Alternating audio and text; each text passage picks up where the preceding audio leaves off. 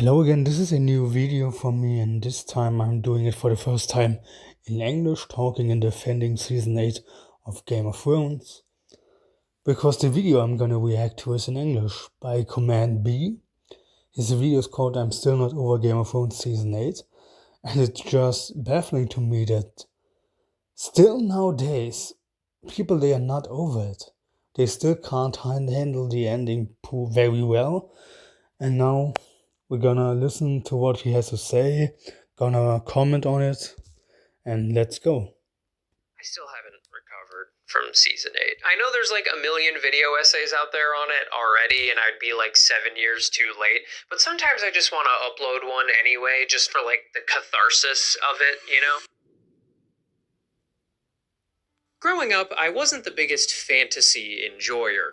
Don't get me wrong, I liked all the classic fantasy nerd stuff like dragons and magic and castles and wizards, but I didn't have a fantasy IP I was particularly attached to. I never got into Lord of the Rings, and I just barely missed out on the Harry Potter craze. So when Game of Thrones took the world by storm in the early 2010s, I didn't think much of it.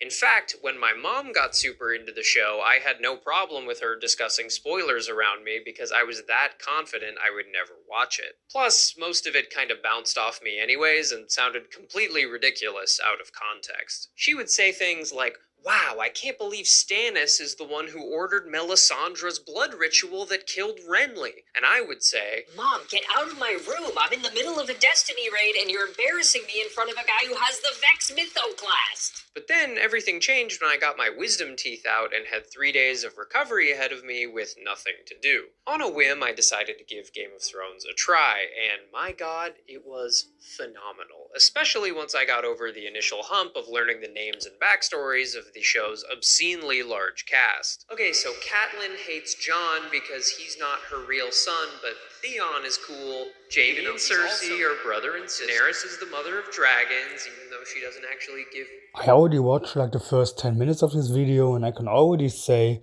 this is basically a meme video, a joke, a parody, a satire. It's not really made of serious stuff. It doesn't have a serious backbone to it. It's very on the nose. It's very making fun of stuff. It's not that serious, but still, like, the points he's making are very popular within the season 8 hate fandom. So I will react to it anyway, because the points themselves, they are meant serious, even though he treats everything like a joke.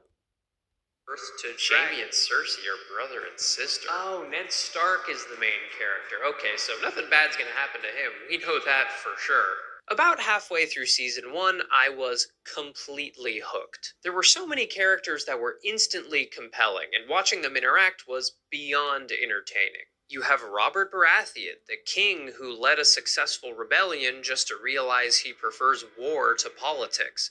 You have Peter Baelish, the low-born con man who mastered political maneuvering to become one of the most powerful men in all of Westeros. You have Ned Stark, the only moral figure in a brutally immoral world. You have Jaime Lannister, who commits incest with his sister and pushes a child out of a window in the first episode, yet has such an amazing redemption arc that everyone ends up rooting for him anyway. In the early seasons, the voice in the back of my head that questions writing and dialogue was shut off completely, and I was able to wholeheartedly invest in this show and the team behind it. If there was any one thing that made the early seasons so magical, to me it was the authenticity of the characters. What did the man? It's basically dick riding, dick sucking for the first season of Game of Thrones, which is kind of like a thing that season 8 haters have to do.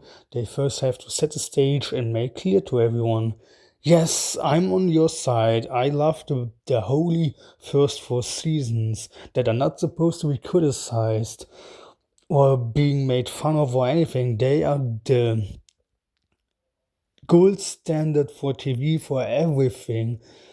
Don't touch them, don't even dare to look at them in any bad way or share any bad light on them. Don't do it.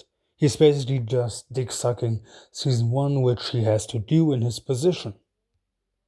King say when you stabbed him in the back? I never surprised? Did he call you a traitor? And of course he's using scenes that are completely show original, that are not from the books, not written by George R. R. Martin. Well, no, at least not mostly, because he only wrote 4 episodes for the TV show, and the majority of episodes was written by David Benioff and D.B. Weiss. And he's probably not even aware of that fact. Plead for a reprieve. He said the same thing he'd been saying for hours. Burn them all.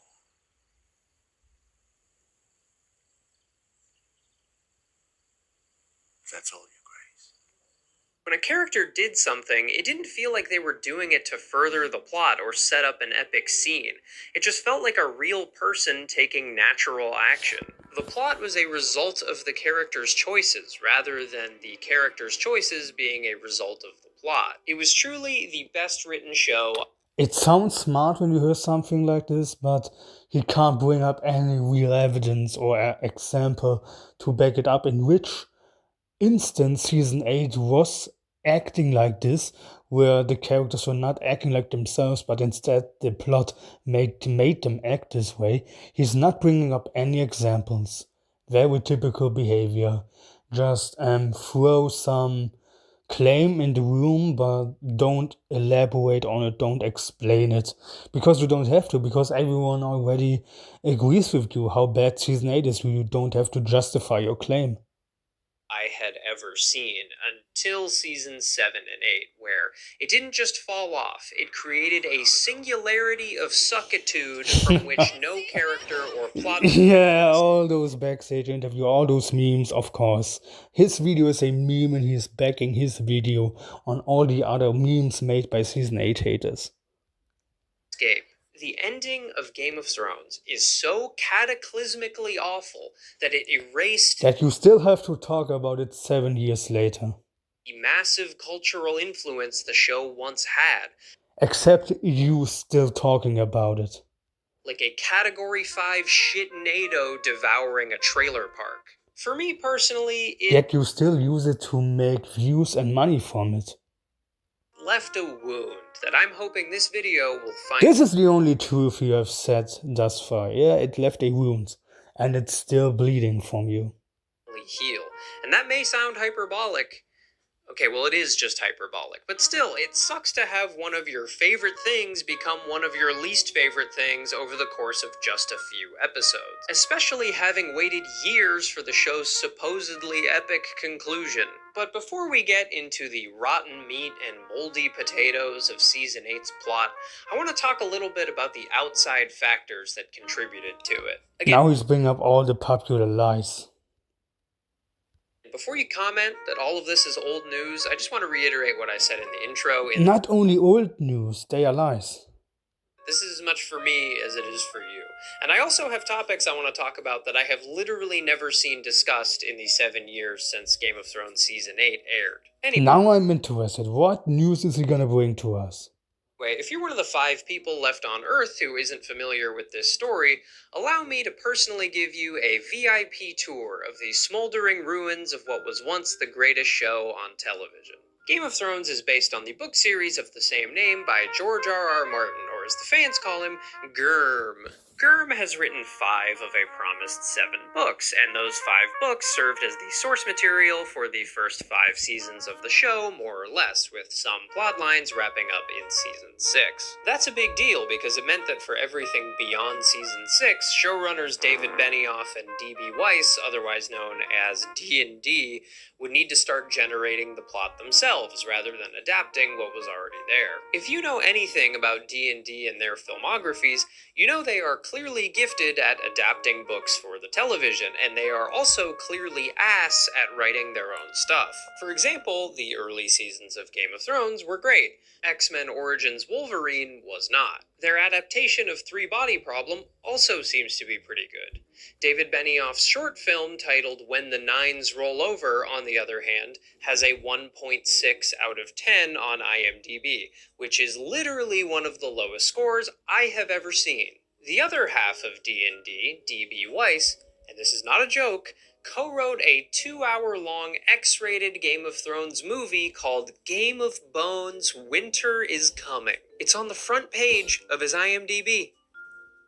There it is. So, anyway, as soon as they ran out of source material, the show's writing began to decline rapidly. Then why are the IMDb ratings for seasons 6 and 7 so high? Why are they among the most popular seasons on that rating website? They are only behind season 4 in terms of popularity. Another key outside factor that set the stage for the show's implosion was its needlessly slim episode count. Seasons 1 through 6 each had 10 one-hour-long episodes, but more like 50 minutes, not exactly 1 hour. The premiere episode for season 1, the pilot episode, was 1 hour. The season 2 finale was 1 hour. The season 3 finale was 1 hour as well. And then they continued that trend primarily for the season finales. There were some episodes in between that had also 1 hour length, but it wasn't the natural long runtime for Game of Thrones episodes. Season 7 only had 7, and Season 8 only had 6. George R.R. Martin has gone on record. Yes, but they had longer runtimes. They were the longest episodes of the show. And said that HBO was willing to greenlight 10 seasons of the show, but Based on what? D wanted to get it done in 8 so they could go sign a mega deal with Netflix and get on with the rest of their careers. No, that is chronologically completely wrong and fucked up, because that Netflix deal was only done, just like his source Hollywood Reporter states, in 2019, way after season 8 was already has already been filmed. I think the source is August. Can I see this correctly? Yeah, August 2019. This is when season 8 was already done. Like, he can't even get his lies straight. The real lie, the popular lie, which also could be used because it fits better chronologically, is the Star Wars lie and not Netflix. Netflix, it's not even a lie, but because it happened when season 8 was already said and done, it was already finished, it already aired every episode. Why is it ending? I don't know. Ask David and Dan when they come through. You know, it's kind of understandable. They might want to work on a dream project, like the biggest and most successful show of all time. Granted, each episode in Season 8 was much longer to compensate, but still, even with top-tier writing, it would have been nearly impossible to answer the show's biggest questions and tie up every subplot with... Every question was answered, every subplot was resolved. Of course, he can't bring up any examples, any evidence. At least not when he's claiming those things. I'm sure he will bring up examples when he's talking about each individual character, but now he's just very superficially claiming stuff without backing anything up. That little screen time. Predictably, the entire thing felt rushed, and events that played out over the course of several... Yeah, the magic words, rushed and bad writing. Seasons would play out over the course of several scenes. This hurt the show immensely because a lot of the best character development came from the quieter moments between important scenes. Arya and the Hound traveling together cross-country comes to mind as a great example, which is an arc that literally spanned multiple seasons. We learned... Not really, it's more like 1.5 seasons. I think the Hound captures Arya in season 3, episode 6, so halfway through the season. And they travel together until season 4, episode 10. So 1.5 seasons. Not multiple seasons. Not entire multiple seasons. Again, hyperbolic to make his point stand out more. Which is not the case. It's not true. So much about both of their characters throughout this period. Also, it wasn't done to make the world feel bigger or to make the connection feel deeper.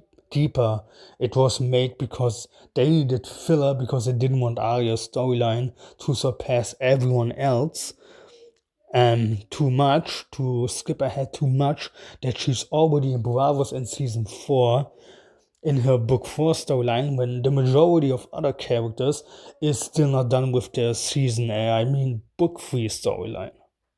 They do nothing of particular importance to the overall plot. They bicker, tell stories, make camp, and pass the time, but Yes, thanks. He just admitted, or he made my point, that it's filler. because their characters are so well fleshed out, we're completely entertained the whole time. In Season 8, there's no time for such moments. I mean, these beloved characters aren't going to ruin themselves, so come on, we gotta go, we gotta get moving. Really? Except episode 1, except episode 2, except episode 3, except episode 4, and except episode 5. In all those episodes, the Hound and Arya interact with each other. I think a lot of what went wrong boils down to a fundamental misunderstanding of what made Game of Thrones great. That's true. But in the opposite direction, you didn't understand Game of Thrones. D&D wrote Season 8 as if the two most important things in Game of Thrones are big plot twists and big battle scenes. In fairness, if you were to ask a Thrones fan what their favorite moment in the show is, it would probably fall into one of those two buckets. The problem is, D&D didn't do the writing legwork to make those moments land. Take the Red Wedding, for example. Oh, this is the prime example to expose the haters' hypocrisy. The most infamous scene in the entire show. Quick refresh. The Bells was more powerful and more influential because people still haven't made their peace with it. Years later, millions of people haven't. With the Red Wedding, everybody at the latest made their peace with it when season 4 episode 1 aired. Sure, Robb Stark, his wife, his mom, and his unborn baby are all stabbed to death at a wedding, completely wiping out most of the good guys in the story. This twist works because the writing plants the seeds for it long before it happens. But because we as viewers and readers don't expect good guys to face real consequences, we ignore them. For those who don't recall, Robb Stark needs access to Walder Frey's bridge in his war with the Lannisters, but Frey won't let him cross unless he marries one of his daughters. Which is especially rough for Robb, because he's handsome and Walder Frey's daughters are ugly. Well, except for that one, but she's not there at the time for some reason. She's off to the side. Robb agrees anyway for the good of his people, but then backs out last. Yeah, Robb's downfall was developed over 2 seasons. And he thinks it's fine and it's not rushed. But Daenerys' downfall, which was developed over 8 seasons, is somehow rushed. If I had a conversation with him about it, he couldn't tell me why. And I'm not sure, and I am sure he won't tell me in this video either. Minute to marry this girl instead. This paves the way for Walder Frey's betrayal at the Red Wedding, but because This is him basically just recapping, of course, the early Thrones, the holy first 4 seasons, in order to appear and to show off his knowledge about the story and the characters. But of course, he's not talking about the elephant in the room at all. He's completely ignoring season 8. I thought this is what this video is about, but well, he can talk about whatever he wants, but he's not making his point valid. we have our good guy love story blinders on, it still feels like it comes out of nowhere. D&D do not treat any plot point in Season 8 with such care, and assume a twist only needs to be subversive to be good, leading to a bunch of garbage that feels completely random, like Arya being the one to kill the Night King, despite the fact that she has no connection to that plotline. Except defying and defeating death for 8 seasons, except serving the god of death itself for 2 seasons. While Jon and Bran, the two characters who've been tied to the White Walkers since the very beginning, sit around and do nothing. Well, Bran did everything, and is Jon really connected to the White Walkers since the very beginning? Yeah, he fought a White in Season 1, but he hasn't seen a White Walker until Season 2, and he hasn't faced off the Night King until Season 5, Episode 8. Jon did scream at that dragon, so that was cool, that was fun. The best part is, George R.R. Martin has actually talked about abandoning foreshadowing for the sake of surprise before, inadvertently dunking on D&D's terrible writing. You've planned your book that the butler did it, and then you read on the internet, someone has figured out that the butler did it, and you suddenly change in midstream and it was the chambermaid who did it, then you screw up the whole book because you get the... But there were already people predicting Daenerys will go mad. There were people predicting Bran will be king. There were people predicting that Jaime would die with Cersei. There's foreshadowing early on, and you've got these little clues you planted. Now they're dead ends, and you have to introduce other clues, and you're retconning. It's a mess. That is a perfect encapsulation of what happened with Season 8. Yes, some people might predict that Jon Snow would kill the Night King. But that's okay. In fact, it's more than okay. It is the proper payoff for the setup you have been building for the entire series. D&D wrote an ending no... That's like probably the only part where I have to agree. It's totally fine if the story went that route to have Jon kill the Night King. Like Game of Thrones was a story that set up many different possibilities that would be earned and would have made sense by the end of the day. But that doesn't mean that the ending that we did get, the actual ending itself, just because it doesn't follow this popular route, this popular direction, doesn't mean that this ending wasn't built up either, or wasn't earned, or didn't make sense. It was. It just wasn't the popular route. Nobody could possibly predict because nobody thought it would be so bad. If Obama ended up on the Iron Throne, would that be surprising? Definitely. Would that be good? Definitely not. Is Bran Obama? My fellow citizens of Westeros, I'm here today to ascend the Iron Throne. We face unprecedented threats as a nation, like the White Walkers marching from the north, and turmoil in our cities. Except Bran was made king by the time through his work, the White Walkers were already defeated. I promise to deliver unprecedented unity.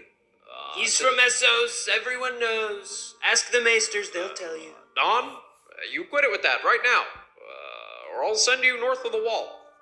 We all know how much you love those things. The wildlings should have paid for it. Basically everything that made Game of Thrones a breath of fresh air in the fantasy genre was inverted for Season 8. Gone were the glorious days of character-driven plot, and in its place we get a plot that forces the characters' hands in a way that makes no sense. Also, Season 8... Again, another claim repeated without any evidence. It takes a much more generic approach to fantasy tropes. In the early seasons, dragons and magic were seen as the nuclear weapons of Westeros. Yes, and they weren't by Season 8 or what. They weren't a weapon of mass destruction. As King's Landing, as the remains of the people, as the flesh and bones, as the ash. They were almost never used, but when they were, it was a drop-everything, world-changing event. Yeah, just like in Season 8. In Season 8, it might as well be Elden Ring. Everyone's using flame grease to buff their weapons, there are dragons all over the place. I think at one point, Arya... As if there wasn't a shadow baby in Season 2. As if there wasn't a face-changing wizard going around locking up dragons and Daenerys. As if there wasn't a magical vision in the House of the Undying foreshadowing Daenerys' ending. As if all of those magical elements just appeared out of nowhere right at the end. As if blood magic and fire magic were not already a thing by seasons 1 and Season 2. Like, what is this? He's basically saying magic is fine in the first seasons, or at least we ignore the fact that those magical elements were already introduced in those early seasons, and it's only bad when they are used at the end, because I don't know, everything is bad. Like, Season 8 is not allowed to do anything. It's not allowed to change the framing for characters, it's not allowed to use magical elements that were introduced right at the beginning. Like, what is Season 8 allowed to do? Basically only to fulfill people's wet dreams and to confirm people's interpretations about the story to be correct, like Jon being the one to kill the Night King, Jon becoming king, Jaime killing Cersei.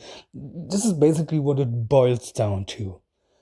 Just making people feel good by saying, yes, your understanding, your interpretation of the story was correct. Here's your reward. Here's the ending that you already predicted years ago. No surprises, no uncomfortable storytelling, no challenging of worldviews, no challenging of your mind, and not enlightening you in any way, shape, or form or anything.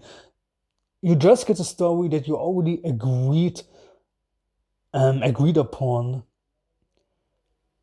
that you always wanted, and you miss out on everything that you could have got instead.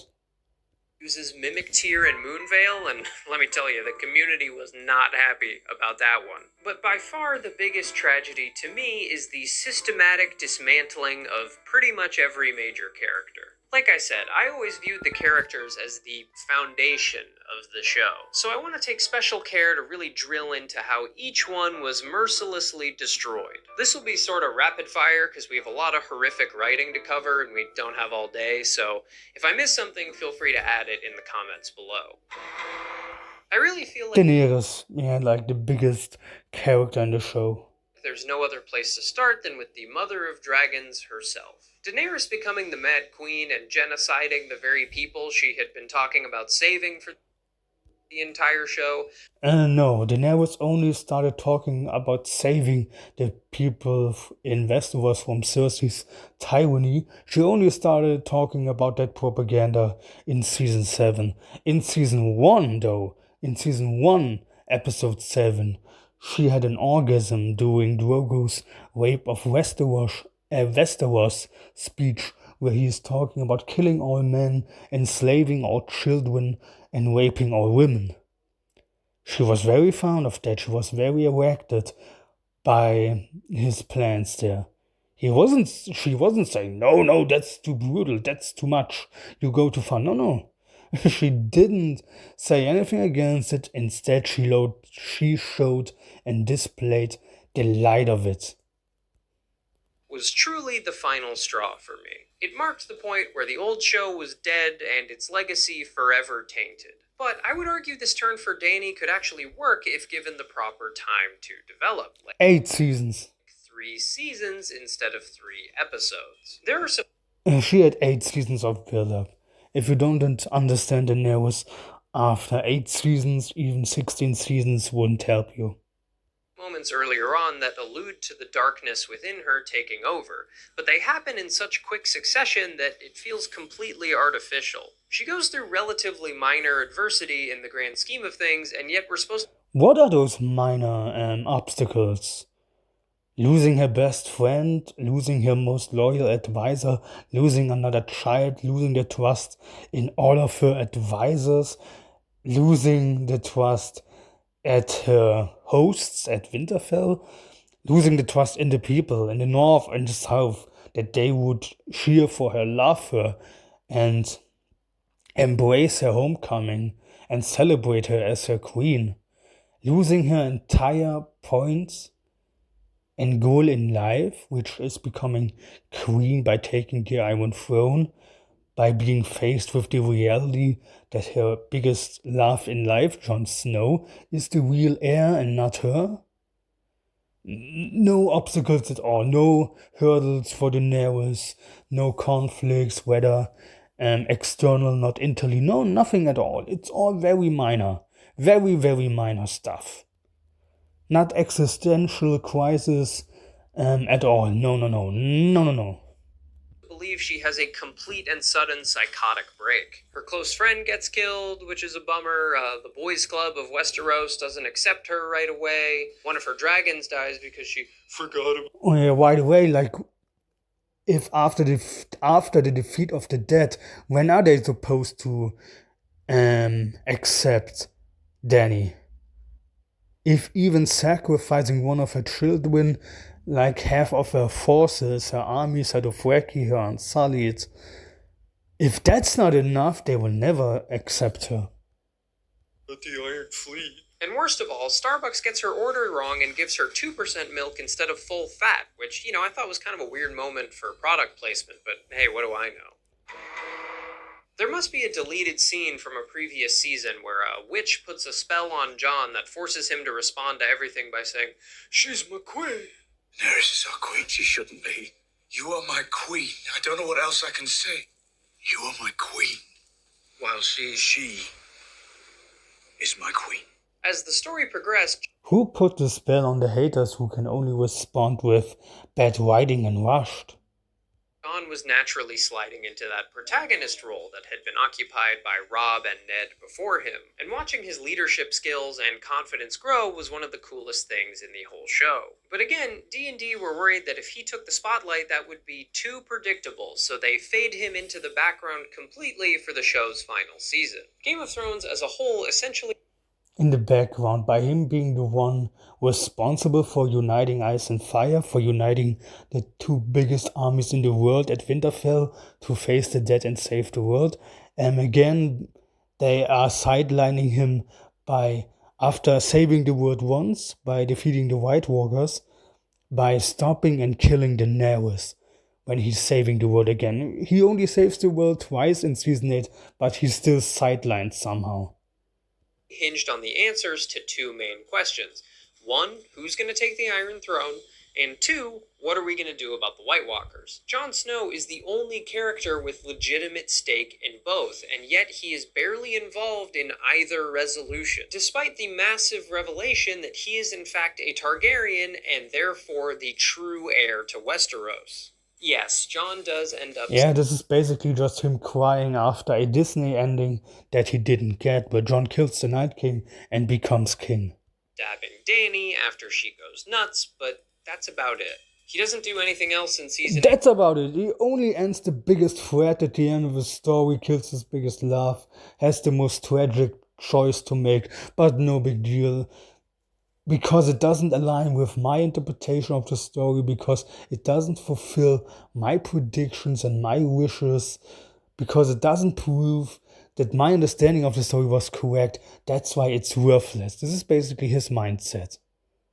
If it doesn't play out the way I anticipated it to be, then it's worthless. It's bad. Besides, give a speech or two and yell at that dragon. The fact that he's a Targaryen doesn't even come into play. Really, it doesn't come into play except in the first episode, in the second episode, in the fourth episode, in the fifth episode, and in the final episode. And it's always in Daenerys' mind.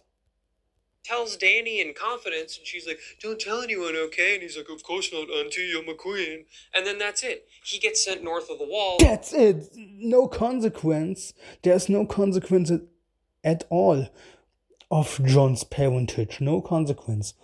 As if Daenerys didn't burn King's Landing because of Jon's secret. And the credits roll. It's ridiculous. I'm not saying he needed to... Yes, your caricature, your parody of the story itself, that's ridiculous. That's true. The prototypical Luke Skywalker chosen one type character, but he definitely should have played a bigger role in... He did, but you're still complaining because he didn't get this Luke Skywalker story.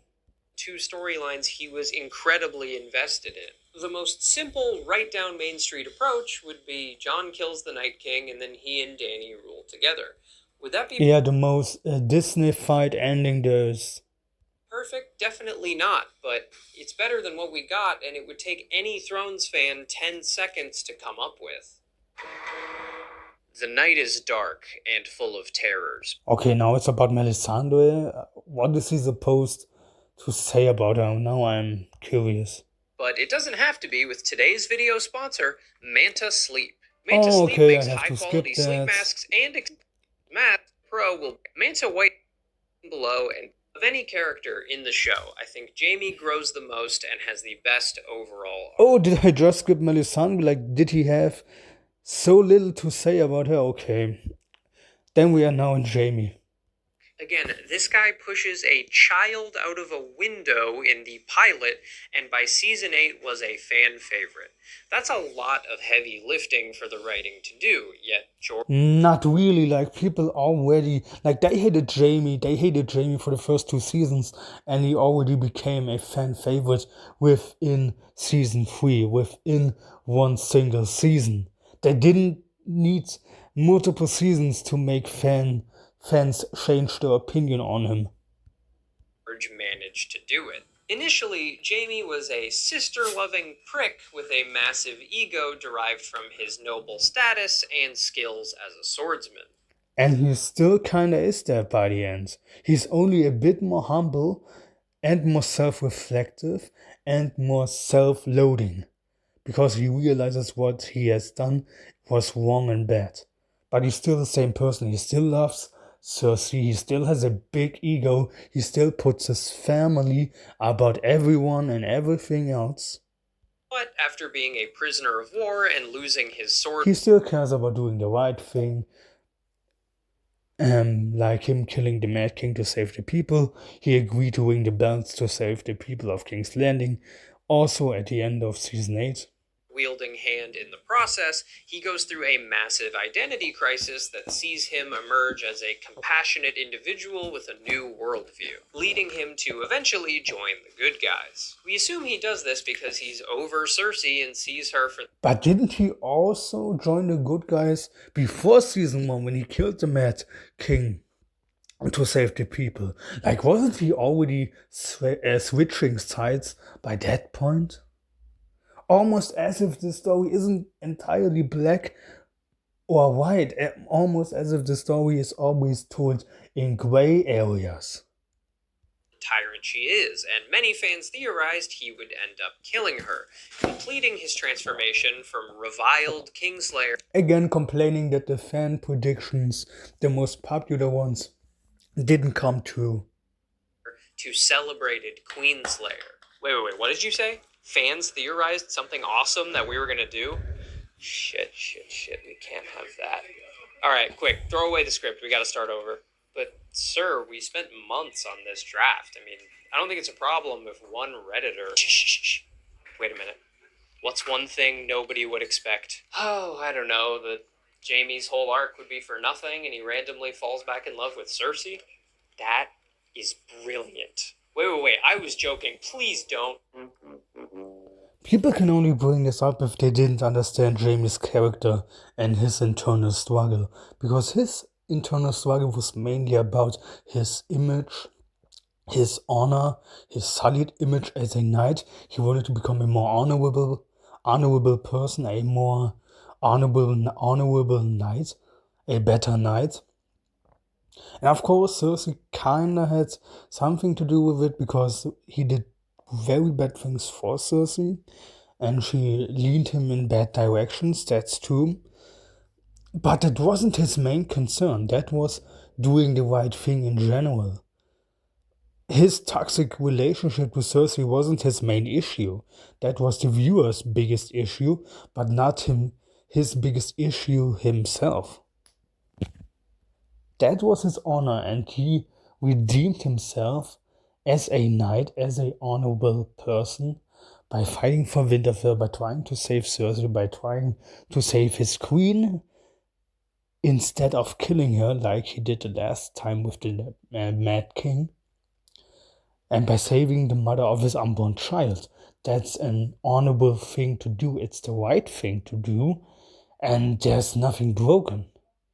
No redemption arc was broken. He redeemed himself as a knight, but not as a lover, because his love for Cersei was beyond his willingness or his desire to become a better person.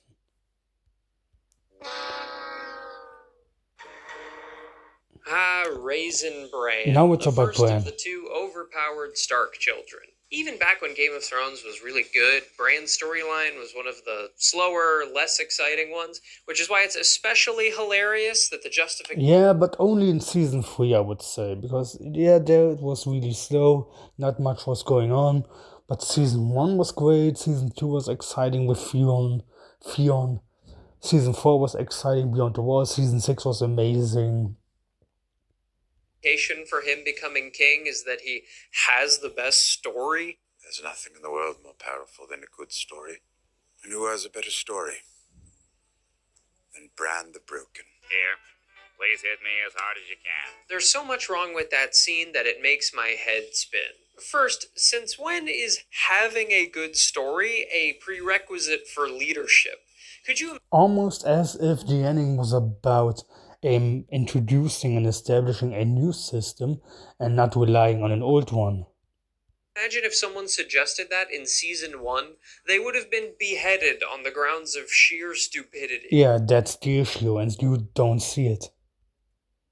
Second, Tyrion is a prisoner in that scene who was literally just told to stop talking, yet everyone just goes along with it once he starts his Yeah, because those people are not Tyrion's enemies. monologue. Third, and most importantly, Bran spends all of season 8 rejecting the idea of becoming king and then No, he's rejecting the idea of being reduced to a lord. He's never openly rejecting the mere notion of becoming king. only accepts after Dany has burned King's Landing to the ground. Remember, Bran is all-knowing, so he knowingly stood by, or sat by, while millions were incinerated just so he could rise to power. Yeah, because Bran can see the future. And he probably is aware that this was the least catastrophic choice of events that could have went down, and he went with it. He learned with Hodor not to abuse his powers too much, and is letting people make their own choices instead. Just like he said in season 8. Very important quote, "It's your choice." That makes Bran the biggest villain in the show. Yeah, you want to hate on Bran, but you didn't see the nearest darkness. But yeah, Bran is the evil one. Yeah, sure. Hands down, and yet we're supposed to celebrate when he becomes king. This is the problem. Yes, because he saved the White King in Jon Snow, because he saved Arya, who in turn was able to kill the Night King. With having an all-knowing character in the first place. In a show that was always more about minds than magic, the entire concept of political espionage ceases to exist because of Bran. And the worst part is, he doesn't even use his powers to do anything cool. Fans thought he might warg into one of the dragons to help Which he did. fight against the Night King, but nope, he's just used as No, not to fight the Night King, but to save Jon Snow. bait. If you took his powers away as the Three-Eyed Raven, what really changes? We wouldn't know Jon's... I don't want to be too harsh, but did he even watch House of the Dragon? Did he get the memo that the Three-Eyed Raven is manipulating events in the past to lead into the correct future where the dead are defeated? Is he aware of this? That the Three-Eyed Raven is moving the pawns along the board? Is he aware? Did he watch the series? Probably not. ancestry, but that doesn't even lead to anything, so who cares? His connection to the Night King isn't explored either, so pretty much everything that made him interesting as a character is left untouched. Yet I would say the main connection is that those two are the two most powerful green seers in this story. he becomes king anyway, despite having all the charisma of a head of lettuce. Yeah, maybe because that's the point, because a leader is not supposed to be likable or charismatic or beautiful or charming. He's supposed to be just and good, and to be able to do a job that is supposed to beneficial everyone, and not just his kin, not just the powerful. Arya is the second of our overpowered Stark children, and like her brother Bran, the extent of her abilities riddles the show with plot holes. She becomes a master assassin in Essos by learning the ability to convincingly impersonate anyone of the same stature by stealing their faces and wearing them as masks. She uses this ability to single-handedly avenge the Red Wedding, killing Walder Frey in gruesome fashion. Which begs the question, Why wasn't using her to assassinate Cersei the plan all along? Arya has been talking about killing Cersei for most of the show, but decides not to last second because the Hound says so. Also, I personally do not buy... Well, I gotta say, that's a good question, a valid question. Why wasn't it considered to send Arya there? First, I thought maybe because Jon wouldn't want Arya to be in danger because he is his sister and he's the commander. He's making the decisions in Winterfell. But then again, she killed the Night King, so that argument would fly out of the window. But then again, I thought about Tyrion. And Tyrion doesn't want Cersei to die. He doesn't want his nephew to die, her unborn child. He wants to save his family while still making Daenerys queen at the same time. He wants to please both sides that he loves. His family and the queen he chose. That's probably why it wasn't considered to send Arya to kill Cersei. Because Tyrion wouldn't want it to happen. He doesn't want Cersei dead. He doesn't want her dead. Her whole Dora the Explorer, what's west of Westeros shtick at the end. All she's wanted to do throughout the story... He's even complaining about the least offensive storyline. Like Arya going west of Westeros, like nobody really cares about it. Nobody complains either. Nobody says it doesn't make any sense. Even the haters don't say it. It's like Sansa becoming queen in the north. People are fine with that. They don't hang themselves up on it. Because it's not a big deal and it makes a lot of sense. And it's not that insulting. It's not that destructive on the image of said character. Like, for example, the endings for Daenerys and Jon or Jaime destroy the image of their characters that the fans have in their head. Is reunite with her family, and while exploring was part of that quest, I never once got the feeling she had a passion for it. Pretty much everywhere she went, she experienced serious physical and mental trauma, yet after being back with her family for like 2 days, she's like, nah, this is boring, I'm gonna leave and set sail. I know, Arya is a loner. She doesn't need much company, and I'm certain she can enjoy traveling, she can enjoy being on a ship, travel the world. Of course, she's not enjoying torture and horrible moments like losing people that she loves. But she can just love traveling, like, where's the issue? That's new. Like, earlier in the video, he said he's gonna bring up some things that were not discussed this much up to this point. And at least he was true to his word, because I never saw or barely saw anyone complaining about that. Into the great unknown. Sansa is fine. Her ending's whatever. Queen in the North, that's cool. Yeah, just like I said, it's an inoffensive ending. No one is really hurt by that. People were more hurt that Sansa didn't bend the knee to Daenerys and didn't kiss her feet. This is where people, especially the Daenerys worshippers, were insulted by. But not by Sansa becoming queen in the north. I think they would have been a lot more salty, a lot more insulted if she became queen of the 6 kingdoms. Then there might have been a riot, but not with her just becoming queen in the north. Good for her. Next. This one is kind of... No word on Sansa antagonizing Daenerys at all, I'm not surprised. A package deal with Jaime because there's a lot of overlap in their stories, but man, this one pisses me off too because they ruined one of the best dynamics in the entire show. Brienne is the one who starts to shift Jaime's perspective after he loses his hand, and their unfolding friendship... Not really. She's not changing his perspective. She's just... Jaime gets to know Brienne and gets to know her better, that she's also a damn good fighter, and he gets to see that she's also a better knight than him. This is why Jaime is opening up to Brienne. It's not something that Brienne did willingly, it just happened naturally, and it's not really changing Jamie's perspective. It's just Jamie, after being so traumatized, after losing his hand, after being so down, he is letting down his guard and is opening up to Brienne why he really killed the Mad King. And this is where we get to learn, where we get to see for the first time Jamie's true character, where he exposes his vulnerability. But it's not really a change in his character, it's only a change in our perception of his character. Brienne didn't change his character. She only was like the window that we got to see Jamie for what he really is.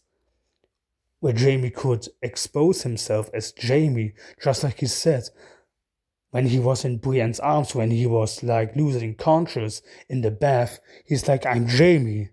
When Brienne is shouting, Kingslayer, Kingslayer, because that's the persona that we got to see all the time. He was using his Kingslayer persona as a shield, and Brienne was able to break that barrier, to have Jamie expose his true inner self. But it's not really a change in Jamie's character. In his character itself, it's just a new perspective on him, a new view on him that we didn't had before. Such a joy to watch in the early seasons. In a show where nearly every male-female relationship is overtly sexual, it was really nice to see the two keep things platonic for a change. I always got the sense that their friendship was built on mutual respect more than anything else, and even if it's pretty heavily implied that Brienne has underlying feelings for Jamie, there was a mutual warmth between them even if he didn't reciprocate. But no, D&D had to take a massive dump on that too by having Brienne and Jamie hook up, just for Jamie to decide he actually wants to be with Cersei before Brienne can even put her clothes back on. It's like they looked at every character and said, how can we mess this up as badly as possible? Jamie tried to be with a better person in Brienne, but he realized it wasn't fulfilling him, so he went back to his true love, Cersei. He tried to be with a better person, but it didn't work out for him. That's it. He tried to make it work. He felt that it wasn't right, and he returned to his toxic lover. It's tragic, yes, but this is Game of Thrones. It's not Disney. It's no fairy tale. This is how life is. This is how realistic and hard the reality can be. Tyrion Lannister was always a personal favorite of mine throughout the show. There's something so inherently sympathetic about a character who brings so much to the table yet isn't taken seriously because of his appearance. George R.R. Martin has called Tyrion his favorite character to write, and man did it show in the first few seasons. He brought such sharp wit and humor to every scene he was in, and he was always a captivating presence on screen. I had nothing to do with the attempt on your son's life. The dagger found. What sort of imbecile arms an assassin with his own blade? Should I gag him? Why? Am I starting to make sense? Of course, Tyrion's IQ would drop in. That's why Season 8 haters are also almost all the time trying to silence Season 8 lovers, because we are making too much sense. They don't want to hear our nonsense. Seasons 7 and 8 like a stream of urine off the edge of the world. He's bringing all the dead people back to life, and they put the women and children in a crypt with all the dead people. So Yeah, the dead people who were still buried in tombs, who were not just lying around there, where the Night King had to click his fingers and they are just rising and ready to kill everyone. They had to make their way through the stone. And also, yeah, the crypts were the best alternative, the best possible place to leave all those people, because you didn't have any better place. It's not a perfect solution, but it was the best solution they had. Tyrion is smart, but I guess not that smart. As soon as he became Dany's hand, he gets hit with the Orb of Confusion and doesn't make a smart decision ever again. And just because he gets outsmarted by other people doesn't mean that his ideas were bad initially. Starts the show as a genius who nobody takes seriously and finishes it an idiot who everyone An idiot who was able to convince Jon to kill Daenerys to save the world. takes seriously.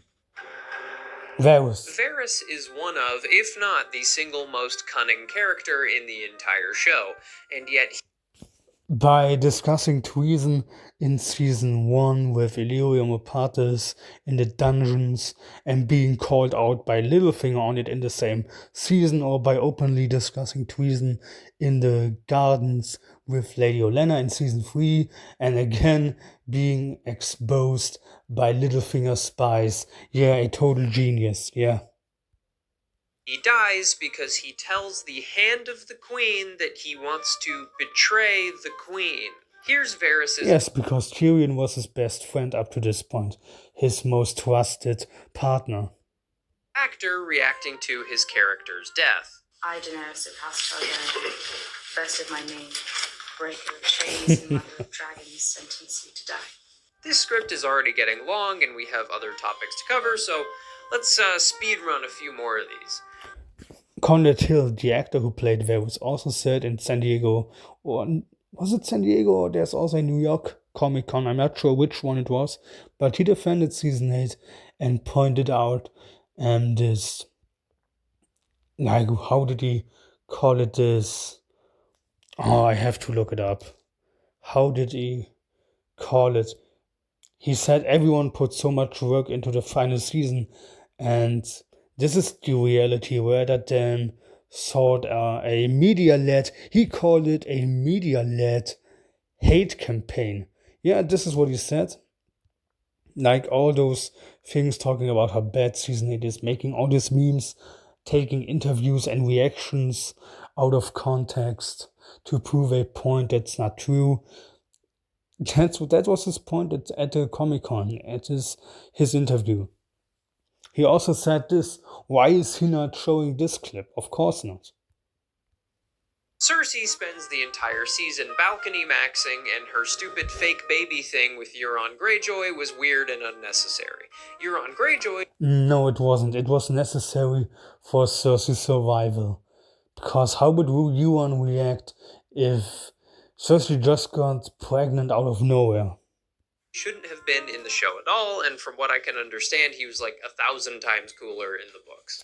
Oh. Yeah, you can have that opinion. I would argue that Euron was a lot more impactful in the show because he was able to kill a full-grown dragon, to kill Jaime Lannister and 2 Sand Snakes, and was able to fuck the queen, whereas in the books he was only able to collect a band of newts, a horn, and attack the Reach, and that's it. He didn't have any big influence on the story thus far.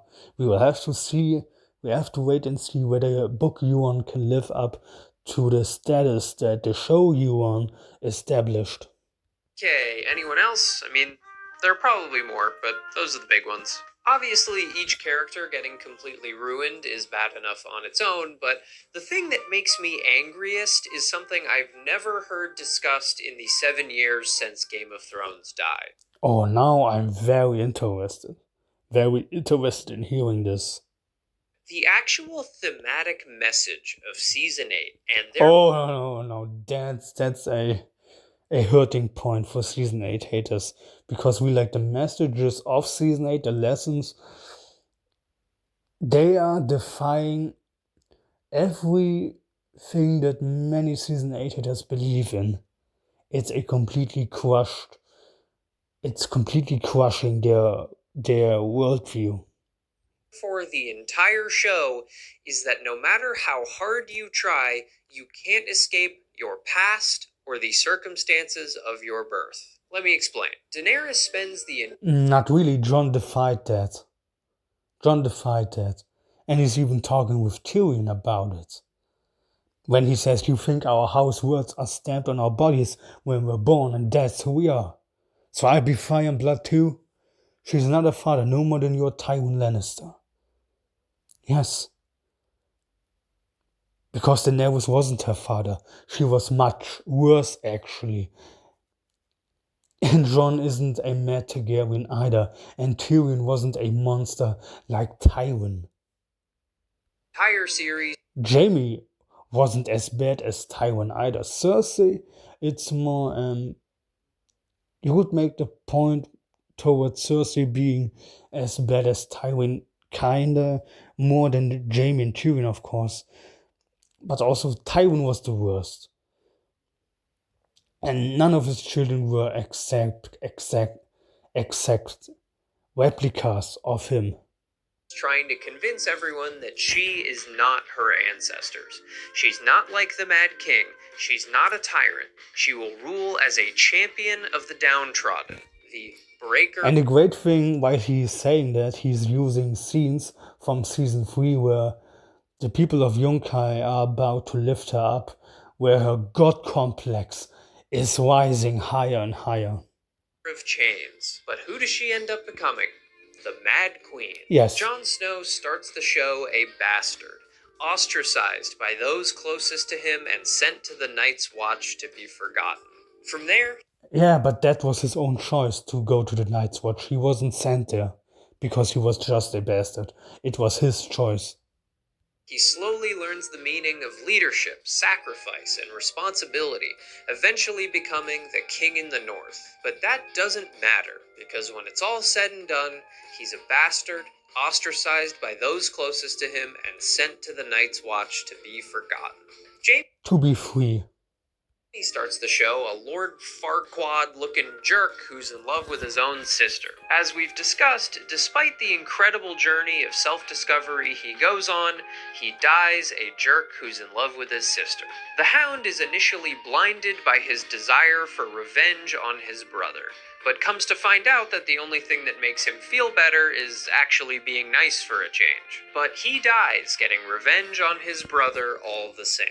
What a dogshit message to put out into the world. Okay, that's very uncommon because most people are fine with typical redemption arcs like Sandor's death, Sandor's ending, or Fion's ending, or Melisandre's ending. People are, most of the time, they are fine with that. If you've ever done something you regret or were born into difficult circumstances, D&D are here to tell you that no matter how hard you try to better yourself, you will never be able to escape those things. That is just awful, especially considering everything we had seen until that point was delivering a different, much more poignant message.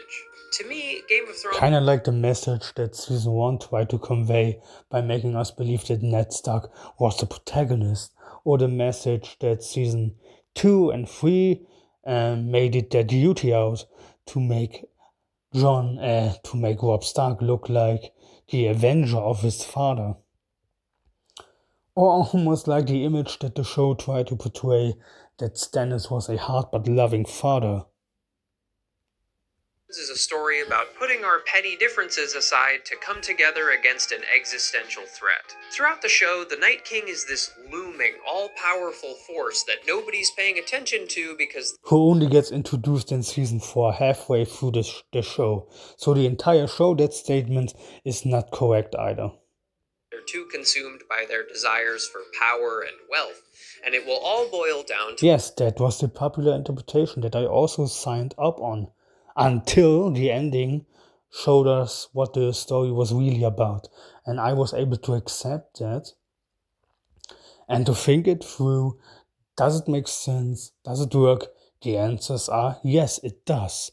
If you are open, if you are unbiased, if you are able to put aside your old interpretation that you thought was correct and instead embrace what the story is really about. But you are not able to do that. Whether or not the people of Westeros can unite in time for his impending invasion. Winter is coming, remember guys? Not that one, Dan, you freak. Jon Snow. Except it did come in Season 8 for King's Landing, just not the way you anticipated or wanted.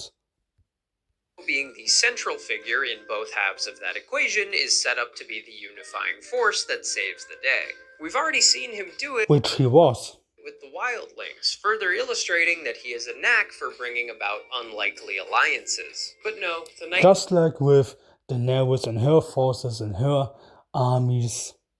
King's invasion lasts just one episode, and he's really not that big a threat. The longest episode of the entire show.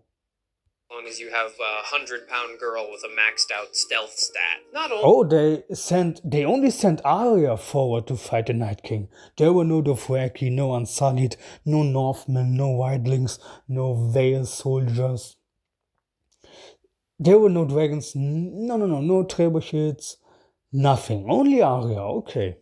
I have a different, my memory is different in that regard, but okay, if that's your memory, fine. Do they ruin every major plot line in the show, they also just flat out They ruined your interpretation of the story. abandon ones they were hoping we would forget about. Like the Azor Ahai prophecy, which is used as the justification for bringing Jon Snow back to life. Was the whole point just to have him come back and stab Dany? Yeah, to save the world? How insignificant, how pointless, how unimportant. Saving the world, boring, inconsequential, small scales, like, how bad is this? Why is he only saving the world? I mean, Arya's the best there is at stabbing. Why didn't the Lord of Light choose her? Or how about the He chose her as well. symbols the White Walkers have been leaving behind? To mock the children of the forest, it's their birth sign basically, because they align the same way those trees were aligned when the Night King was born. Since literally the first episode.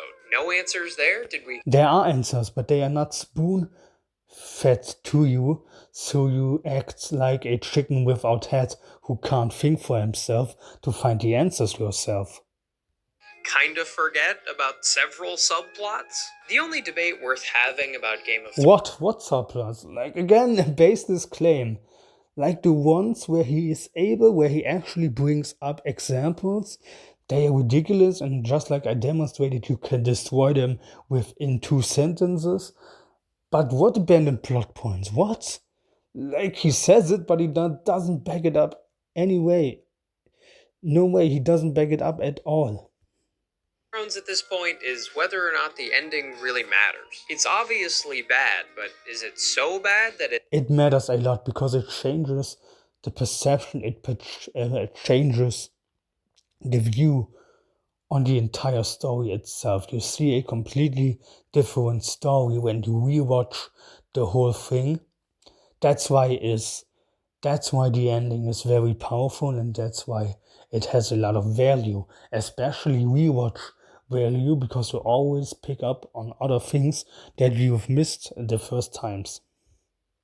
spoils the outstanding television that came before it. It's like going to a 5-star restaurant and having the best appetizers and steak you've ever had in your life, and then getting served sweaty gym socks for dessert. That's 2 videos in a row now with restaurant analogies. Is this a pattern with me? Personally, I think that would be enough to ruin your meal, just like, unfortunately, I think Season 8 is bad enough to ruin the rest of Game of Thrones. Every reference to the Night King. Only if you didn't understand the story and if you refuse to engage in good faith with the story.